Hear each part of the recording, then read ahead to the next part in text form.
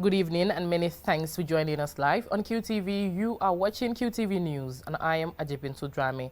In tonight's top stories, we look at the history of our island capital, Banjul, which has been vulnerable to flooding since its founding over 200 years ago, particularly the aftermath of 1948 flood in Bathos.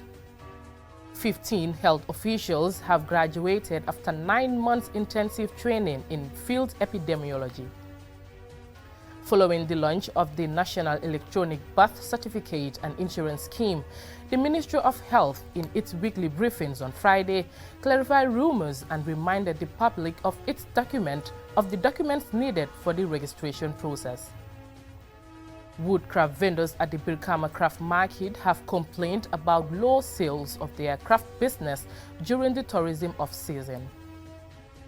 And the National Environment Agency, in collaboration with the Gambia Police Force and partners, have embarked on tree planting exercise in police stations across the country. Those were our headlines, and now the news in detail.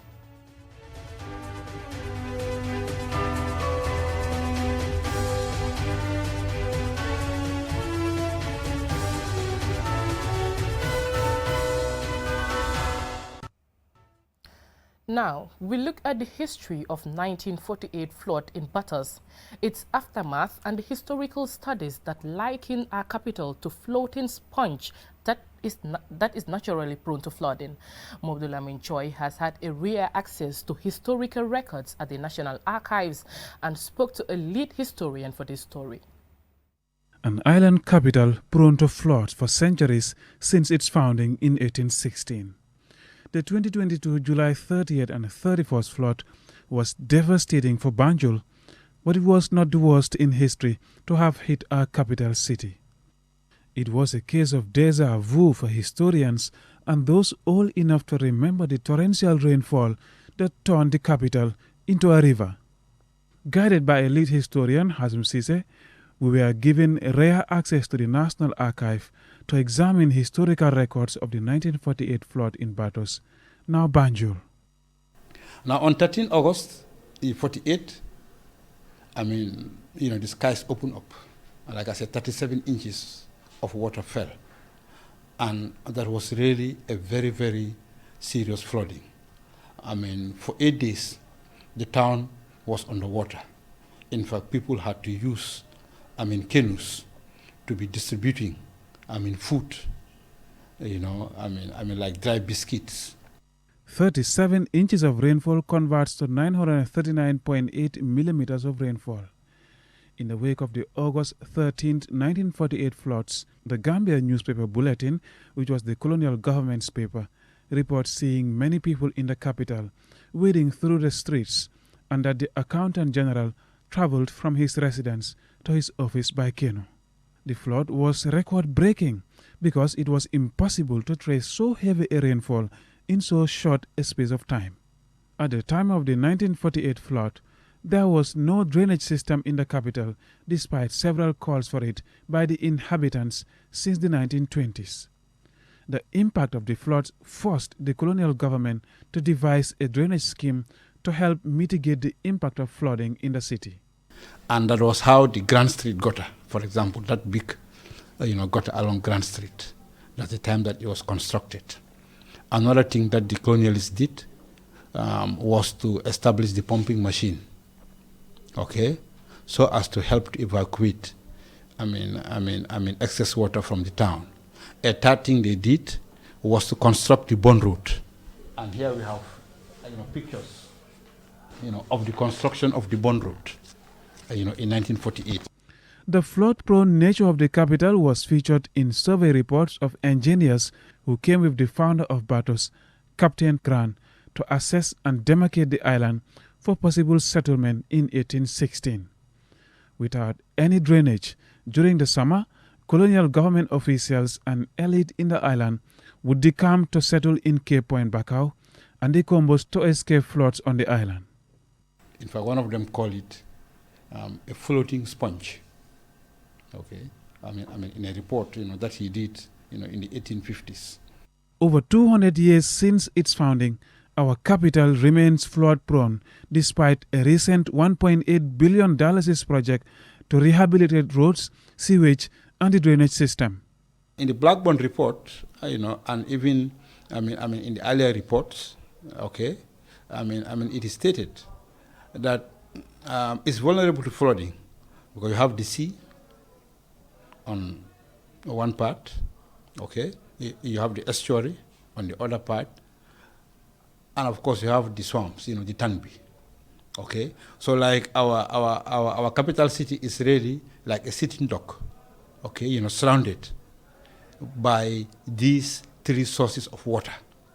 Now you add the rainwater to that, and then the cocktail becomes even, more explosive, if you want.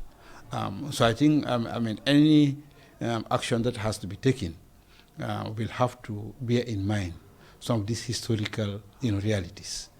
During this period, we are witnessing the imminent danger to our capital city posed by the devastating impact of climate change, flash floods, and sea level rises. Time is running out to take drastic action to mitigate the impact of various natural disasters on our island capital, Banjul. Mohamed Lamin Choi, Qtv News.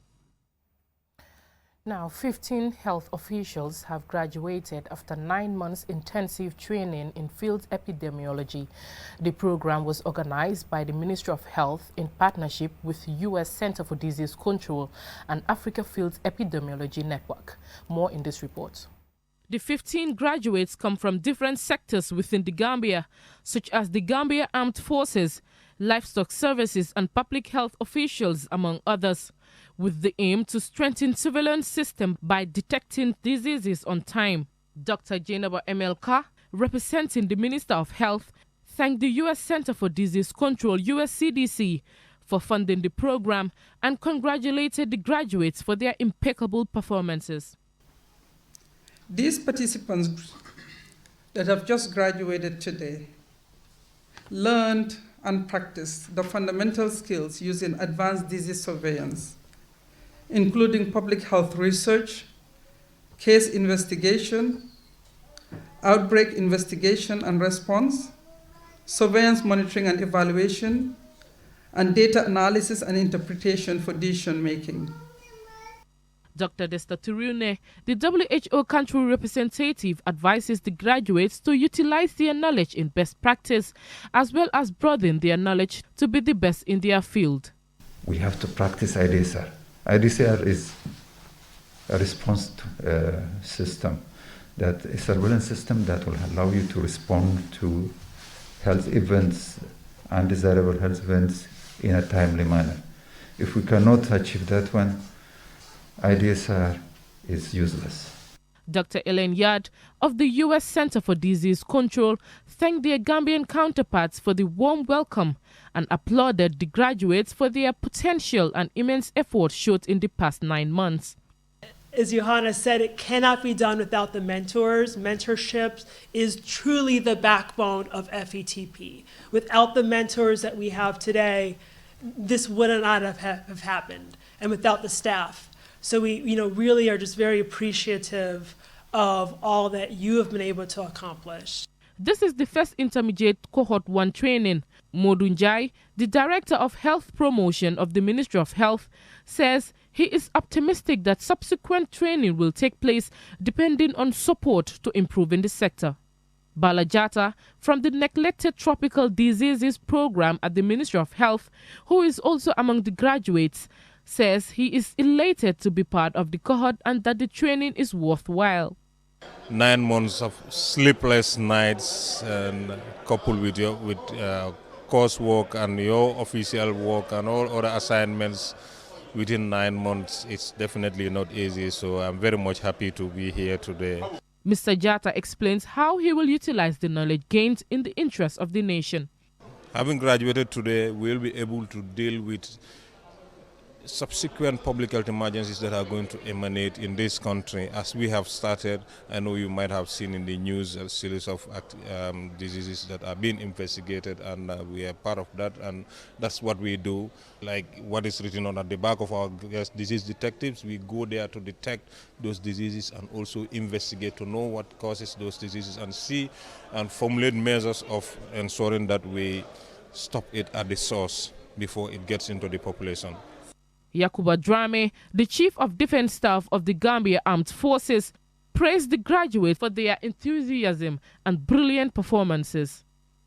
Ajibintu Drame, QTV News. Following the launch of the National Electronic Birth Certificate and Insurance Scheme, Amidiba, Senior Program Officer with the Ministry of Health, at a weekly briefing on Friday, clarified rumors and reminded the public of the documents needed for the registration process. Following the launch of the country's first national electronic birth certificate registration and insurance scheme by the Ministry of Health and the World Bank, the ministry is now holding regular media briefings on developments, challenges and progress.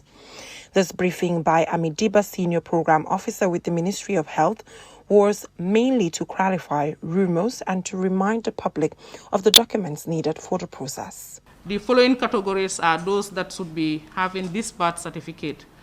Person born in the Gambia to one or both Gambian parents. 2, person born in the Gambia to parents who are non-Gambian. Persons born in the Gambia to parents who are refugees and they are residing in the Gambia. And the 4th one is person born outside the Gambia to parents, to Gambian parents. These are the categories we have that should get electronic birth registration. Rumors that non-Gambians are getting birth certificates were clarified by Communications Officer Asa Kamara. But those who are not Gambians, they are not born in the Gambia and by non-Gambian parents, there's no way that we give them birth certificate. The license that they are talking about, if you come with a license, you can have health insurance card. Understand? The campaign is 2 in 1. That's what people have to understand. We are issuing a birth certificate for Gambians, and we are issuing also a national health insurance, card. Understand? In which both Gambians and people residing in Gambia can have. Understand? So for the health insurance card, even whereas you come with a driving license or a residence permit, you can be given. Yes. So, but people should not misunderstand this to say. Kamara added that the team confirms the authenticity of birth certificates presented to them to avoid giving birth certificates to undeserving individuals. Also that one should go to their place of birth instead of their current residence to get an alcalis attestation. Amidiba, the Senior Program Officer, also addressed allegations that the very birth certificate registration and insurance scheme process are slow. But those who are not Gambians, they are not born in the Gambia and by non-Gambian parents, there's no way that we give them birth certificate. The license that they are talking about, if you come with a license, you can have health insurance card. Understand? The campaign is 2 in 1. That's what people have to understand. We are issuing a birth certificate for Gambians, and we are issuing also a national health insurance card. Understand? In which both Gambians and people residing in Gambia can have. Understand? So for the health insurance card, even whereas you come with a driving license or a residence permit, you can be given. Yes. So, but people should not misunderstand this. Health Ministry officials called on the public to answer to their call and embrace the process. Reporting for QTV News, I am Jenna Bosonko. And from that story, we will go for a commercial break. Still to come, we have more stories, so stay tuned. Have you been looking for the perfect indoor router with long-range Wi-Fi coverage and faster internet speed connecting all your smart devices? Well, we present to you the QCell Indoor Router, a router that has all you need and much more. For just $4,275, you can get 4G plus internet speed, wide coverage, and connect up to 15 devices. That's not all. The indoor router can be used for both office and home needs. So, enhance your internet experience with our indoor router. For more info, call our customer care on 111. QCell, Senior Bus. We innovate, others follow.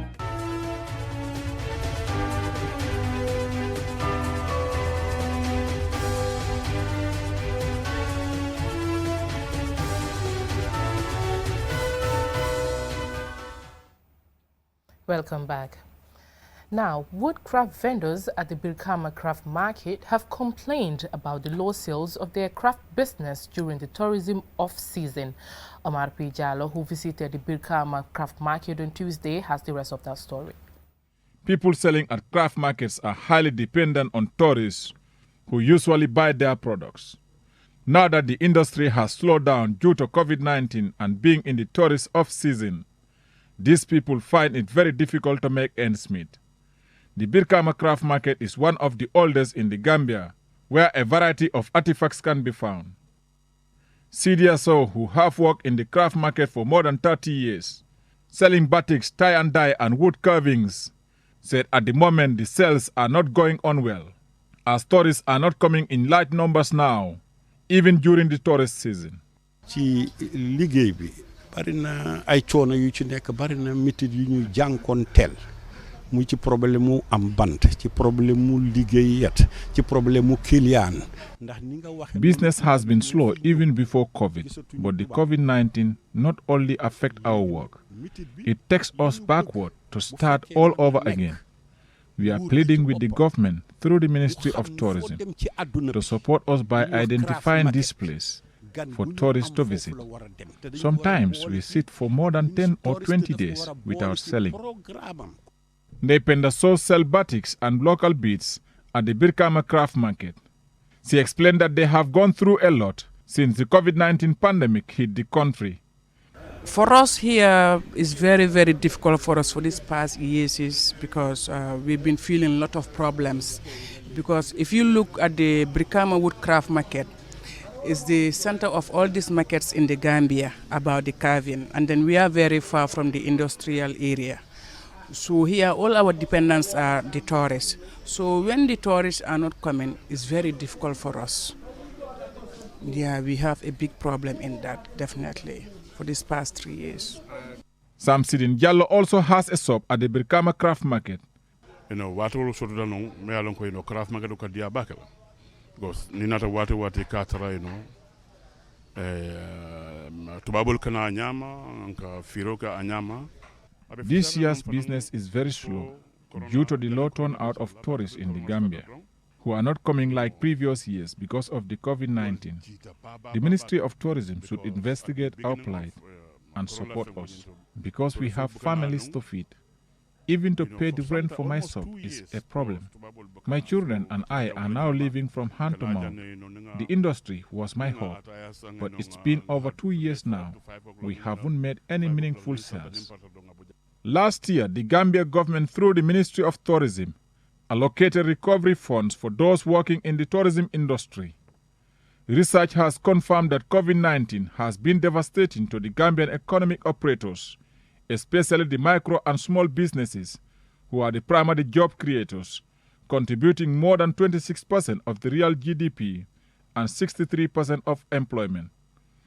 This craft market was established in Birkama in 1975 and was later moved to the new site on the main road in 2007. There are over 50 craft stalls with over 200 members who make and sell their artwork items such as djembe drums, painted calabash, batik, tie and dye, chains and amazing varieties of masks and other wood carvings. Reporting for Qtv News, I am Omar P. Jallo. Moving on, the National Environment Agency, in collaboration with the Gambia Police Force and the Forestry Department, have embarked on tree planting exercise in police stations across the country, beginning in the Upper River and the North Bank region. This story by Don Williams is narrated by Churchill Balde. Climate change is real, and we must all join in the clarion call to fight against climate change. Tree planting has been suggested as one possible solution to help mitigate the effects of climate change. Assistant Police PRO Inspector Jamanka explains why they came up with this tree planting initiative. The Gambia Police Force is not only concerned with protecting lives and properties, but also protecting the livelihoods of the people that they are protecting their lives. So we all know that climate change is something that is real. We are all witnesses to these flash floods taking place. These are all effects of climate change, and we deemed it necessary that we should go around the country. There are police stations that we feel they are porous in terms of, plants, trees. So with the support of the Department of Forestry, in collaboration with the National Environment Agency, with other partners, came together to support this initiative. And today we are in Farafenye. We started it in Fatoto 3 days ago. We were at Fatoto PRU, where we planted about 20 trees of different species. These are climate resilient trees. Sheikh Alkinki Sanyang, Senior Program Environmental Education and Communication Officer of National Environment Agency, also spoke about the initiative. This is a holistic partnership between the National Environment Agency and the Gambia Police Force. It has been to our notice that the police are doing so much a great job for our communities. What about if there is no tree, there is no life? What properties and life will the police now protect? This is the reason more so. That's why the National Environment Agency decided to partner with the Gambia Police Force in making sure we also do our part in mitigating climate change. Saving the environment starts with us, and it is our responsibility to act against these terrible changes to preserve the planet for future generations. Efforts such as this one by the NEA, the Gambia Police Force, the Forestry Department, and other partners can help mitigate the effects of climate change if planned sustainably. For QTV News, I am Churchill Balle. A young mechanic apprentice in Farafenye has used his talent to change a manual pedal bicycle to an engine-powered one. Our regional reporter, Don Williams, was among those astounded. Here is his report.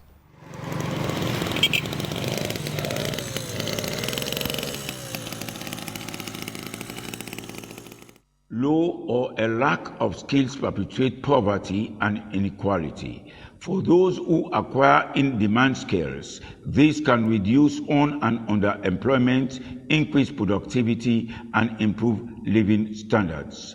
Someone trying to make a change in his life by deploying his skill is Keba Day. Explains how he converted a manual bicycle to an engine-powered one. Bi si conteneur la ko fek gaay ñu ko wacce ma xalaat na suma ko defé ci wélé pédal bi dina daw ma jël machine bi ma aj ko. I saw this in a container and I thought that it will work if I put it in a bicycle. So I went for it. I fixed a dynamo for the electricity and used an accelerator and a chain from a motorcycle. I also modified and fixed an engine starter to the engine. I don't have materials to make a car, a plane or a helicopter. That's why I didn't make them. Helicopter. I don't have the material. How more material? More gay, Keba's father and himself a motorbike mechanic who lives and works with his children and brother, explains how Keba started displaying this amazing talent. Wow, Keba is my dom. Mom, I'm not Keba is my son and he has 4 brothers. I started bringing him to the workshop when he was 8 years old. He was not sharp at all, so I told him to join me, and he's doing very well. Even if I am not here or I travel, he's the one who takes over and carry out the works. Sheikh Gay, a welder and Keba's uncle, was also keen to speak to us about Keba. He is with his dad ever since he was a young boy. His father was doing this job before he was born. And we realized that he likes and respects this job. He can fix problems with many types of motorcycles. The problem is that we want to support him, but we are not financially strong. They are even struggling to get materials to use when working. He will do very well if he gets support. Right now, then we got support. Skills enhancements provides the opportunity and knowledge for individuals to develop and strengthen their skills to gain, maintain, and advance in a chosen field of work. There may be other young people like Keba who are skilled and talented and just need encouragement, resources, and support to really excel and change their lives and those of others for the better. Don Williams reporting for QTV News from Farafeni. Inspiring story there. Before we end this bulletin, here's a recap of our headlines. We look at the history of our island capital, Banjul, which has been vulnerable to flooding since its founding over 200 years ago, particularly the aftermath of 1948 flood in Patos. Excuse me. 15 health officials have graduated after 9 months intensive training in field epidemiology. Following the launch of the National Electronic Birth Certificate and Insurance Scheme, the Ministry of Health, in its weekly briefings on Friday, clarified rumors and reminded the public of the documents needed for the registration process. Woodcraft vendors at the Birkama Craft Market have complained about low sales of their craft business during the tourism off-season. The National Environment Agency, in collaboration with the Gambia Police Force and partners, have embarked on tree planting exercise in police stations across the country. That's all for this edition. Thank you for watching.